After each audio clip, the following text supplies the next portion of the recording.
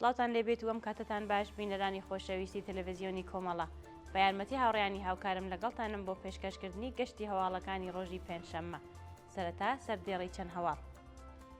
برینداربوونی مێرمنداڵێکی تەمەن 17 ساڵ بە تەقەی هێزەکانی ڕژیم، دەست بە سەرکرانی هاوڵاتیکی خەڵکی شاری مەهاباد، گیان لە دەستانی 7 پەنابەری ئەفغانستانی بەهۆی هێرشی هێزەکانی ڕژیمی کۆماری ئیسلامی، کوژران و برینداربوونی 6 چەکداری سپای پاسداران لە زاهدان و لە سێدارەدانی نۆ بەندکراو لە زیندانەکانی ڕژیمی کۆماری ئیسلامی.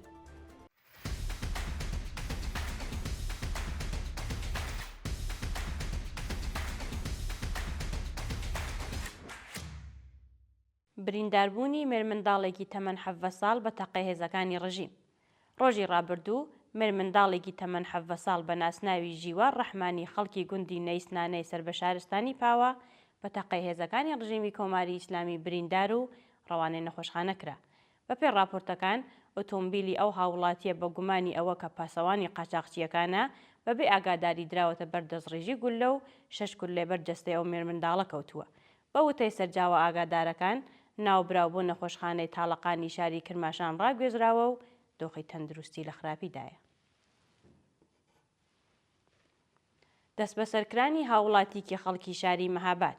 ڕۆژی چوارشەممە 19 سەرماوەز هاوڵاتیکی خەڵکی شاری مەهاباد لەلایەن هێزە ئەمنیەکانی ڕژیمەوە دەست بەسەر و هێشتا چارەنووسی دیار نییە.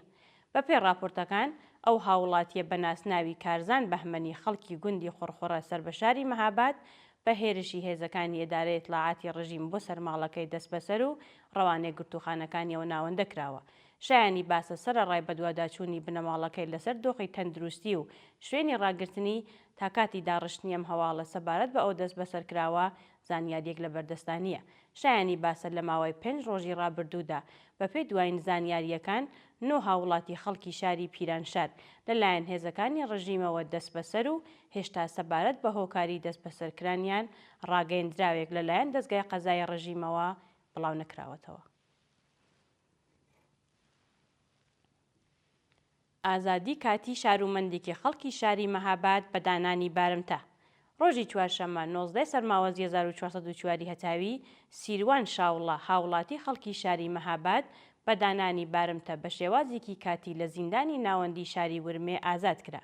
ناوبراو ڕۆژی چوارشەممە 7 خەزەڵوەری ئەمساڵ بە هێرشی هێزەکانی ئێدارەی ئیتلاعاتی ڕژیم بۆ سەرماڵەکەی بەبێ بەڵگەی قەزایی و بە توند و تیژیەوە دەست بەسەر و ڕەوانێک گرتوخانەکانیەوە ناوەندە کرا. بە وتەی سەرچاوە ئاگادارەکان ئەو دەست بەسەر کراوە پاش ماوەیەک لێپرسینەوە بۆ زیندانی ناوەندی شاری ورمێ ڕاگوێزراوە و لە ماوەی 42 ڕۆژ دەست بەسەرکرانیدا لە مافی پەیوەندی گرتن لەگەڵ بنەماڵەکەی و دەستڕاگەیشتن بە پارێزەر بێبەش کراوە.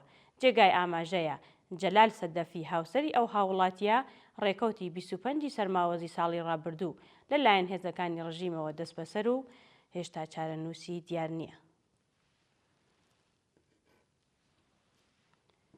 بەردەوامی دەست بەسەرکرانی تیمی میدیایی ئاوا میدیا.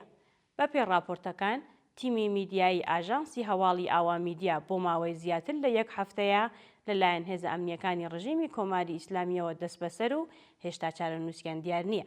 بەپێی دوایین زانیاریەکان ئەو هاوڵاتیانە بە ناوەکانی عومەر ئەحمەد، مامەند حەسەنپور، ئاوارە عومەر و عومەر ڕۆژی چوارشەممە 12 سەرماوەز کاتی بەڕێوەچوونی دووهەمین ڕۆژی فستیڤاڵی بەیت و حەیران لە شاری سەردەشت لەلایەن هێزەکانی ئیدارەی ئیتلاعاتی ئەو شارەوە دەست بەسەر و بۆ گرتوخانەکانی ئەو ناوەندە لە شاری ورمێ ڕاگوێزراون. شایانی باسە تا کاتی داڕشتنی ئەم هەواڵە سەبارەت بە هۆکاری دەست بەسەرکران و دۆخی تەندروستی ئەو 4 دەست بەسەرکراوە زانیاریەک لە بەردەستانیە.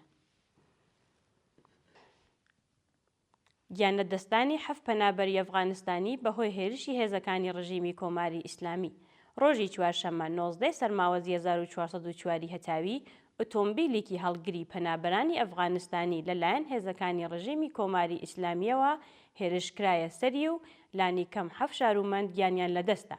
بەپێی ئەو دیمەنانێک کە بەدەستمان گەیشتون ئۆتۆمبیلی هەڵگری پەنابەران کاتی تێپەڕگرتنی ناوچە سنووریەکانی شارستانی ئێرانشار سەر بە پارێزگای سوستان و بەلوچستان لەلایەن ئەو هێزانەوە بەبێ ئاگاداری دەستڕێژی گولەی بەسەرداکراوە و ئۆتۆمبیلەکە هەڵدێراوە. سەرچاوە خۆجەییەکان ئاماژە بەوە دەکەن کە هێزە ئەمنیەکانی ڕژیم پاش ڕوودانی ئەو ڕووداوە ئەو شوێنیان بەجێ هێشتووە و تەرمی قوربانیەکان بەجێ ماون. شایانی باسە کۆمەڵێک لە قوربانیەکان سەرەتا بریندار بوون، بەڵام بەهۆی بایەخنەدانی ئەو هێزانە بەگیانی ئەو پەنابەرانە گیانیان لەدەستاوە. کوژران و برینداربوونی 6 چەکداری سوپای پاسداران لە زاهێدان. ڕۆژی ڕابردوو بەهۆی هێرشی هێزێکی چەکدار بۆ سەر چەند ئۆتۆمبیلێکی سوپای پاسداران لانیکەم 4 چەکدار کوژراون و 2 کەسی دیکەش بریندار بوون. بەپێی راپۆرتەکان لە جادەی بارگای سوپای پاسداران لە ناوچەی لار سەر بە شارستانی زاهێدان 4 ئۆتۆمبیلی چەکداری سوپای پاسداران لەلایەن هێزی چەکدارەوە کراوەتە ئامانج. بەپێی دوایین زانیاریەکان بریندارانی ئەو ڕووداوە ڕەوانەی نەخۆشخانەکانی شاری زاهێدان کراون و دۆخی تەندروستی برینداران لە خراپیدایە. جێگای ئاماژەیە تا کاتی داڕشتنی ئەم هەواڵە هیچ یەک لە گروپە چەکدارەکان بەرپرسیارەتی ئەم هێرشەیان لە ئەستۆ نەگرتووە. دووە هەواڵمان سەبارەتە بە لە سێدارەدانی نۆ بەندکراو لە زیندانەکانی ڕژیمی کۆماری ئیسلامی. لە ڕۆژانی ڕابردوودا نۆ بەندکراو لە زیندانەکانی ڕژیمی کۆماری ئیسلامی بە تۆمەتی کوشتنی بان قەست و پەیوەندیدار بە مادە هۆشبەرەکان لە سێدارە دراون. بەپێی راپۆرتی ڕێکخراوەکانی مافی مرۆڤ 5 بەندکراو بە ناوەکانی ڕەزا سەبزی، محەممەد کەریم سەیادی، نەعمەت بەهیرایی، نور محەممەد شعبانی و ئلناز عەزیزی بە تۆمەتی کوشتنی بان قەست لە زیندانەکانی مەڵایر، شەهری کورد، بوشێر، سەبزەوار و وەکێڵابادی شیراز لە سێدارە دراون. هەروەها 4 هاوڵاتی دیکە بە ناوەکانی کورش سەبزی، خودابەخش ئیلیاسی، مهرداد میرزایی و حەسەن موراد حەقی بە تۆمەتی پەیوەندیدار بە مادە هۆشبەرەکان لە زیندانەکانی کاشمەر، عادڵابادی شیراز، لاکانی ڕەشت و دامەغان ئەعدام کراون. بینەرانی عەزیز و خۆشەویست، هەواڵەکانتان پێشکەش کرا. هەر شاد بژی.